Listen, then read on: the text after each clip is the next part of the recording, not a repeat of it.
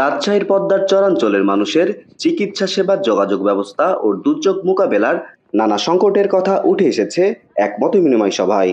সোমবার পবা উপজেলার চর খিদিরপুর সরকারি প্রাথমিক বিদ্যালয় প্রাঙ্গণে আয়োজিত এই সভায় স্থানীয়রা তাদের দীর্ঘদিনের ভোগান্তির কথা তুলে ধরেন।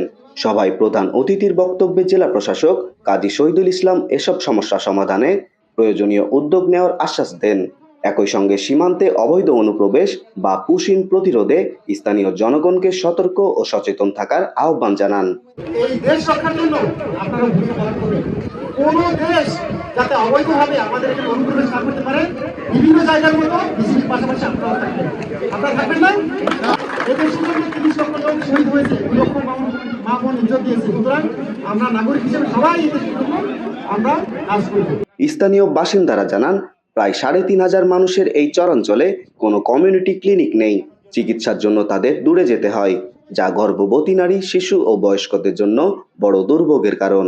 এদিকে রাজশাহী ব্যাটালিয়ন ১ বিজিবির অধিনায়ক লেফটেন্যান্ট কর্নেল রিয়াদ শাহরিয়ার বলেন, সীমান্ত এলাকায় অবৈধ অনুপ্রবেশের ঝুঁকি বাড়তে পারে, তাই সবাইকে বিজিবির সঙ্গে সমন্বয় করে সজাগ থাকার আহ্বান জানান তিনি।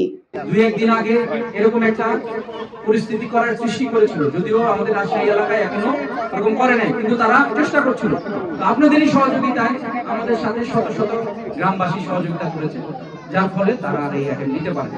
ঠিক আছে, তো আমরা আজকে এই যে এই অবৈধ পুশিং এই জিনিস প্রতিরোধ করতে আপনাদের সহযোগিতা চাই। আমরা কোনোভাবেই আমাদের প্রতিপক্ষ বলি আর পার্শ্ববর্তী দেশ বলি, যেভাবেই তারা করতে চায়, আমাদের জোর করে পুশিং করা চায় মানে কি, তারা অ্যাডিশনাল জনসংখ্যা আমাদের মধ্যে দিতে চায়। যারা ভবিষ্যৎ যদি ঢুকে যায় তারা কি করবে, আমাদেরই তো জায়গা জমি শেয়ার নিবে, ঠিক কিনা? ঠিক আছে, এই জিনিস অবৈধ, এই জিনিস আমরা হতে দিব।